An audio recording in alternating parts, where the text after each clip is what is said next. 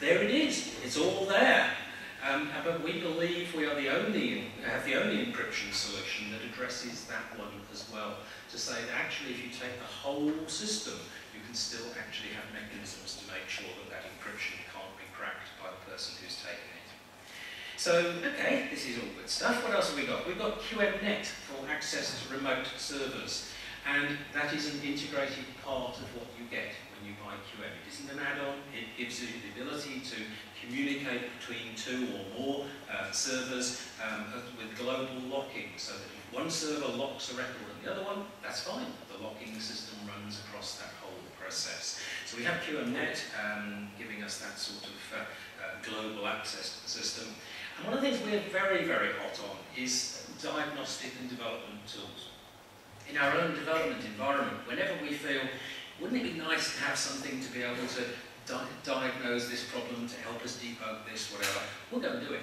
And one of the ones I particularly liked that we did a year or so back was a debugger that allows you to debug phantom processes, background processes, just as though they were ordinary interactive ones. And that is really, really useful. Makes life very much easier. So, well, who uses OpenQM?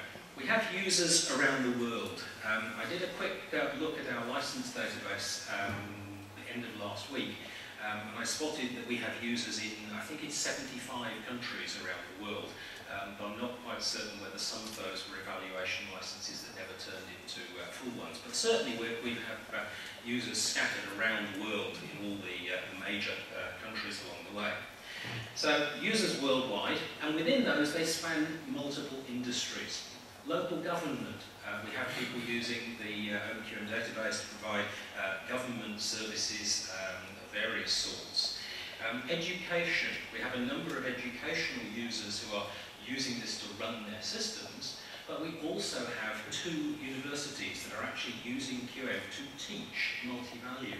Perhaps that is going to begin to address the problem of why multi-value, there aren't people coming out of colleges knowing about it. We think hopefully this should correct that. We have 2 universities teaching multi-value using QM. Law enforcement, oh dear. If you go to South Africa and you get a parking ticket, I'm afraid it's QM that has been used to issue that ticket. So we have people in law enforcement. We have many medical systems running on QM. We have several dealers who are busy moving their systems across to QM for their medical databases because they find it so good for what they want.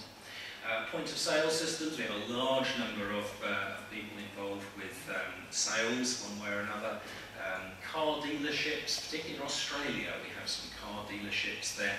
And one that I think is very good to put on the list because it shows that an industry in which you need a 100% reliable database is emergency service control rooms. We have quite a number of those running on the QM database, quite a lot in the UK, and there are 2 New York ambulance services using it as well as the basis of their application, their control system.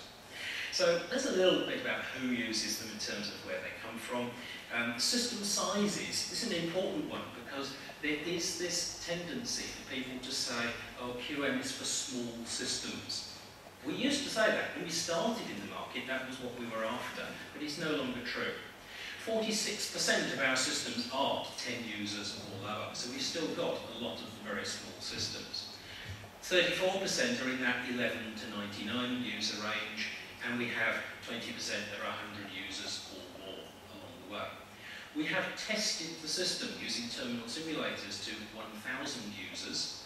There's somebody who was going off to test it with 2,000 users, but I haven't heard the results of that, which I hope is good news. And we believe we can go a lot higher than that. We're very happy to go up to high numbers of users on the system there. Where they're coming from is the other question. And apologies to the other vendors who are represented here, but these are figures we have to look at, I think, because you may find yourself mentioned there. Of our users, 45% of our users have actually migrated from Universe. 38% have migrated from D3. 11% have come from VBase, 5% have come from somewhere else, and that still leaves us, well, 1% who are new to multi-value. And that's the one that we need to increase. That's the one we need to say we want to get new people into the world of multi-value. And hopefully by having a fully functional, low-cost offering, we can do that along the way. That is our goal out there. We have, as a company, we have a sort of a phrase that we use to describe what we want to do, taking multi-value where it has never been before. And perhaps we can work our way to the end of this presentation just by looking briefly at 3 of the places that we've taken multi-value where it hasn't been before. We've touched a couple of these a little bit already. The Mac. We are the only multi-value database, we believe, running on the Mac. And now that is both the PowerPC version and the Intel version. There's been a lot of excitement about that from some of our users out there who are really keen to get that. We are the only multi-value database that you can run on a PDA and carry around with you. And we've had, again, a lot of excitement over that from people who are going out into the field, visiting their customers and want to have in their pocket a copy of some corporate database. And perhaps they can synchronize it with the main servers before they set out in the morning and when they get back in again in the evening, that sort of thing. Our little demonstration application that I actually didn't bring with me for this conference, I should have done perhaps. Our little demonstration application is about a man who goes around repairing household appliances, washing machines, things of that sort. And in the morning he gets up and he gets his PDA and he synchronises it with the company database to find out what jobs have I got today. He goes out in his van to go and visit the customers. And as he does his repairs of their equipment, he puts in there what he's actually used, what he's done. He prints the invoice for the customer in his van, and then when he gets back home at the night, he synchronises everything back with the corporate server of his company. And we see tremendous excitement for that one. As it says there, it runs on Windows Mobile 5. Now, of course, Windows Mobile 6 is out there as well. And it will run on some of the older devices that run Windows CE as well. So we think that was really exciting in what it lets us do. And in fact, on my PDA personally, which again, as I say, I didn't bring with me for this conference, I have a copy of our licensing database, so I can go out to visit a customer. I've got all his data in front of me, available in my pocket if I'm out of network range or whatever, who knows. And the third one we did was something that we were really thrilled about, and it was said by some people to be the most exciting thing done at the Spectrum conference this year over in Los Angeles. And this was multi-value on a flash memory stick.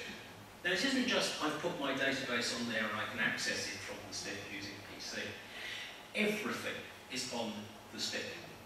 I go up to a convenient PC, somebody else's PC, whatever, it doesn't matter. I plug the stick in. Up comes my application, complete with AccuTerm running. I can run network users if I want to on there. And when I finish, I take out the stick, everything is on there. Nothing is installed on the PC whatsoever. And we think that is really exciting, and there was a lot of interest in this one at the Spectrum conference as the ability to carry around your entire business application. The first practical use of that we've got running at the moment, we only launched this in April. The first practical use of this one we have is there are some, I think they are book selling agents in the US who are carrying around copies of their catalogue of what they've got, their business, they're updating, they're doing their sales, and it's all on a stick that they can plug into any convenient PC. So it says that zero deployment, nothing is installed on the PC itself.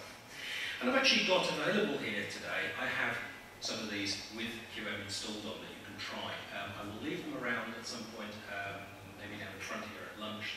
I haven't got enough that you can have one each, but there is certainly one per company here. So if you come with a colleague, please don't take two, or somebody's going to not have one. But that really thrills us. And on there you can find a lot of other things to do with QM itself. I put in a slide there asking for questions. Perhaps from the way this is going, it's better to do those over a cup of coffee, over lunch, whatever. But if you do have comments, questions about the OpenQM database, please do talk to me afterwards. We're really thrilled by this product. We think it is fantastic. There was a comment on one of the news groups on the internet about a year ago when people asked which multi-value database do you see as the one that is going to grow fastest in the future. And we won that vote, which actually surprised us when we'd only been in the market for 5 years or so at the time. So thank you very much for listening. That's OpenQM for you.